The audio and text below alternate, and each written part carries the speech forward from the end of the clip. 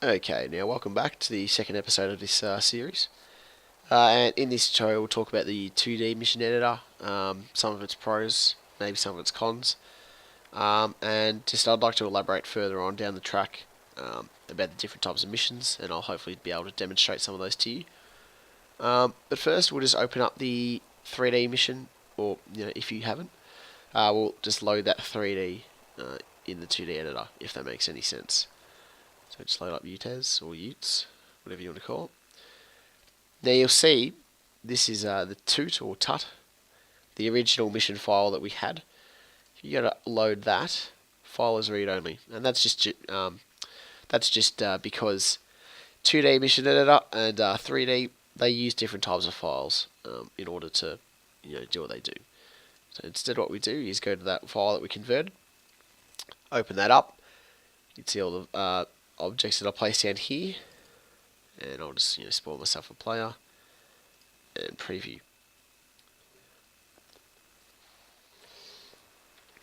So as you can see, I've done a little bit more work here. Here's my original stuff, and doesn't look too bad.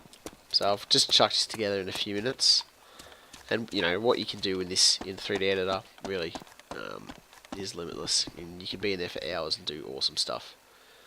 So that's what I've done there. I'll just go into something that I prepared a little bit earlier and show you that.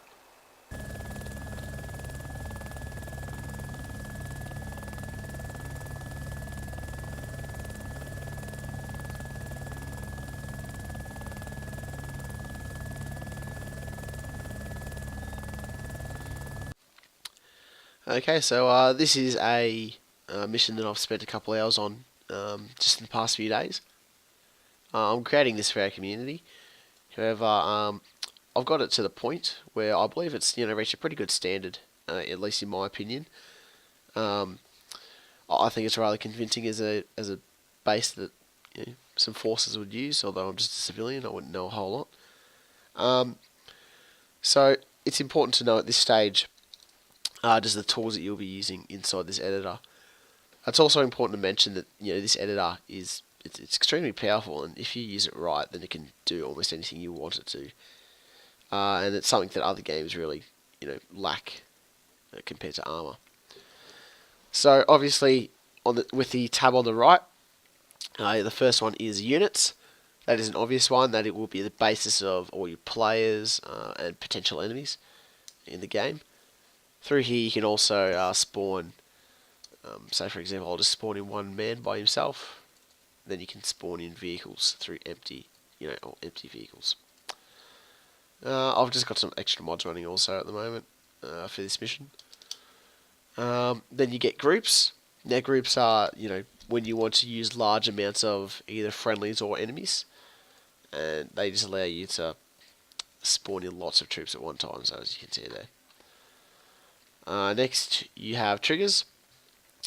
Triggers are what make the bulk of my missions. That's how the missions work, pretty much, for me, at least. And we'll be going into those at a later stage. Waypoints give forces, or give the units direction. They could be just search and destroy, or to simply move to a certain marker. Synchronize is when you need two things to work together. So it could be a trigger that, or rather, units that are following waypoints, and a trigger needs to be activated before they can move to the next waypoint, for example. And again, we'll go into that later with triggers. Markers, that's a relatively obvious one. You can place down some markers. Make sure you give it a name first.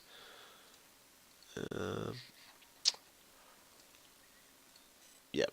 So pretty easy, that sort of stuff. Something I'll also mention about the editor in general, is it's important that you have a play around with it and just find your limits and where you're comfortable with it. And that way you can also find out some extra just nook and crannies within the editor. That's how I've got to this point. Essentially, I've followed some tutorials along the way, but really getting into the editor and just having a good play around is how you get along there. Next up is modules, and as you can see, I've already got some placed down here. Again, I'm running the Ace mod, so that's where these ones have come from. They just provide an extra element to the game.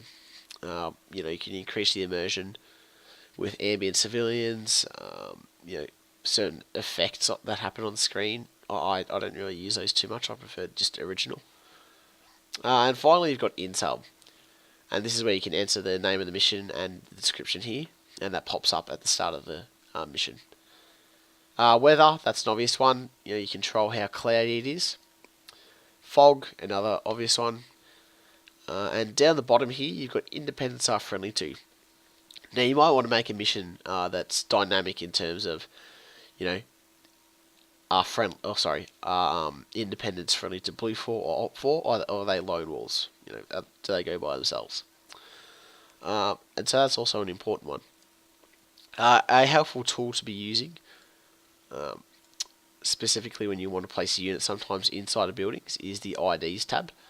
You click on that, and then you get the individual ID of every building, every plant, wall, everything in this map.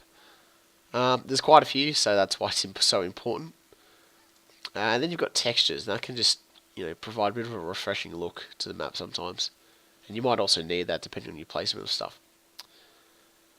Okay, so that's all that needs to be covered just in the first view of the 2D editor.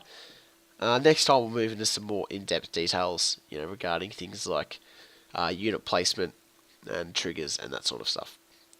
Okay, cheers.